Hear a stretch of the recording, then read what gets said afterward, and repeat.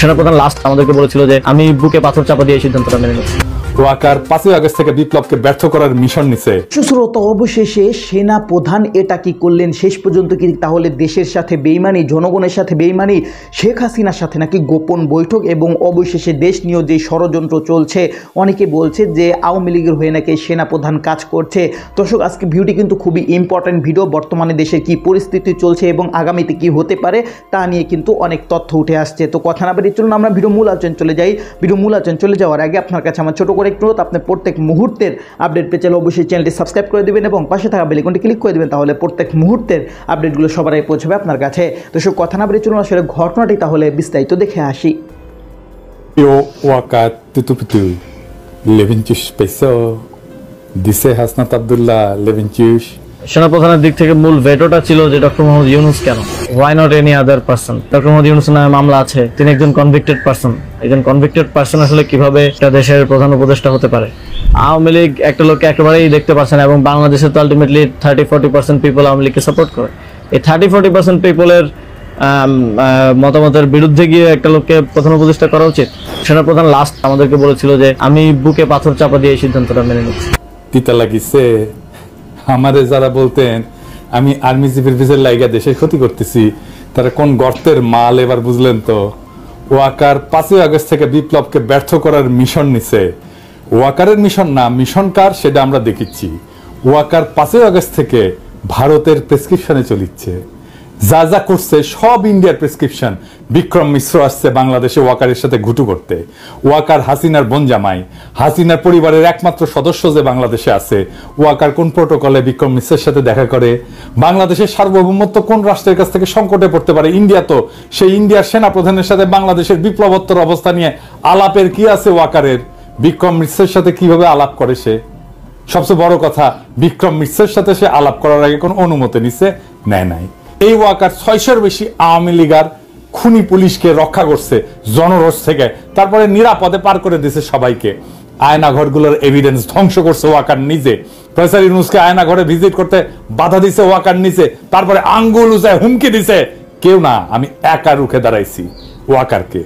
আমার বিরুদ্ধে চলে গেছে সবাই, আমার বিরুদ্ধে কি ভয়ঙ্কর ক্যাম্পেইন চালাইছে এই ওয়াকার আর তার সাঙ্গপাঙ্গরা। আমি কারো নাম বললাম না, আপনারা চেনেন সবাইকে।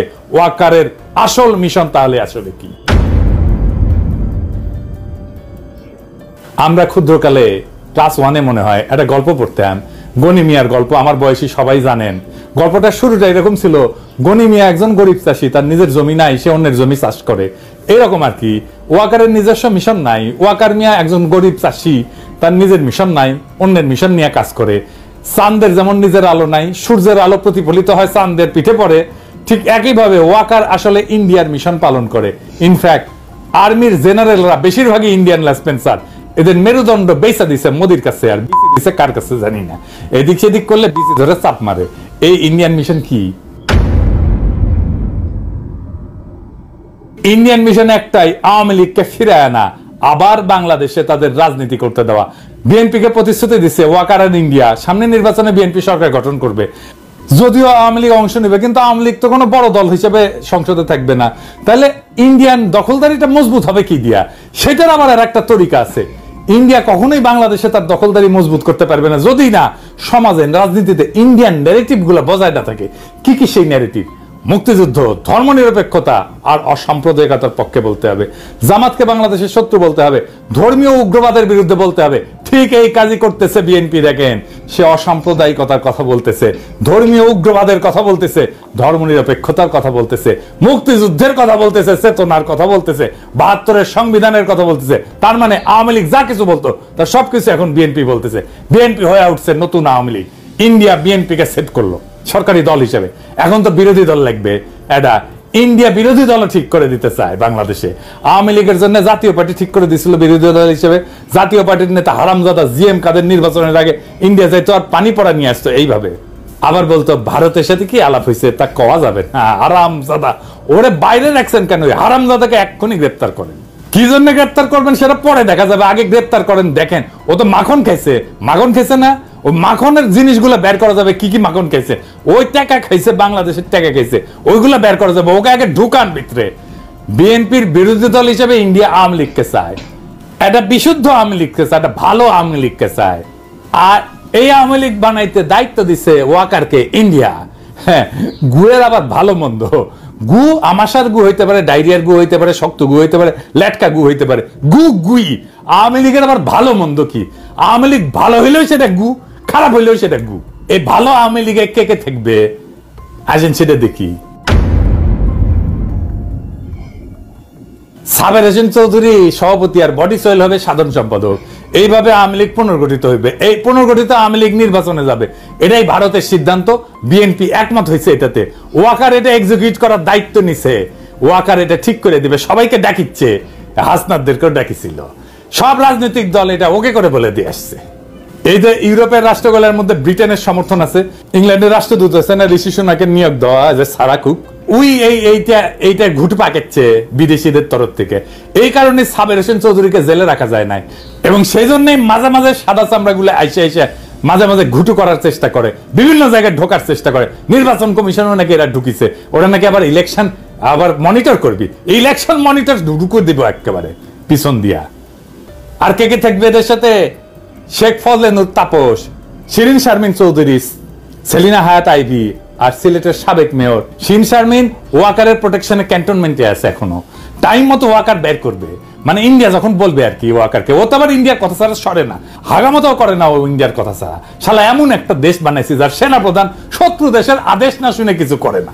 Now, coming on to specifically what you asked for Bangladesh, as for the Bangladesh is concerned, it is too early to take any decision for us.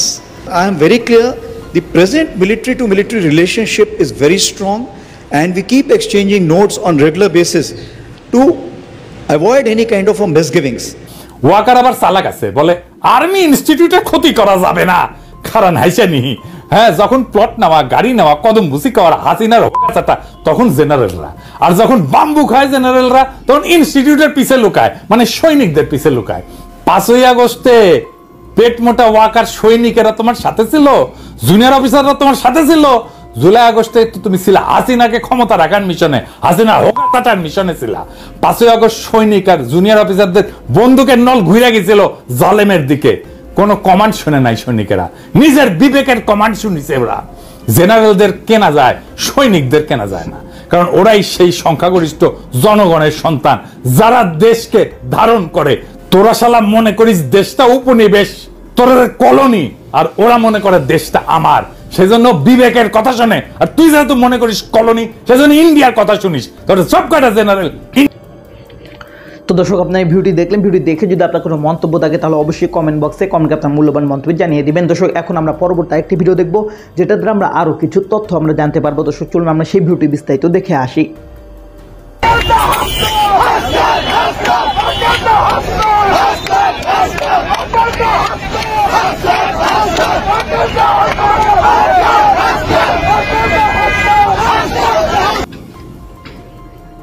তো দর্শক, আপনারা সম্পূর্ণ ভিডিও দেখলেন। আর সম্পূর্ণ ভিডিও দেখে যদি আপনার কোনো মন্তব্য থাকে তাহলে অবশ্যই কমেন্ট বক্সে আপনার মূল্যবান মন্তব্য জানিয়ে দিবেন। দর্শক, কথা বলতে বলতে আমরা ভিডিও শেষ পর্যন্ত চলে এসেছি। ভিডিও শেষ করার আগে আপনার কাছে আবার অনুরোধ করছি, আপনি প্রত্যেক মুহূর্তের আপডেট পেতে অবশ্যই চ্যানেলটি সাবস্ক্রাইব করে দেবেন এবং পাশে থাকা বেল আইকনটি ক্লিক করে দেবেন, তাহলে প্রত্যেক মুহূর্তের আপডেটগুলো সবার আগে পৌঁছবে আপনার কাছে। দর্শক, দিন শেষ করে সবাই ভালো থাকবেন, সুস্থ থাকবেন। আল্লাহ হাফেজ।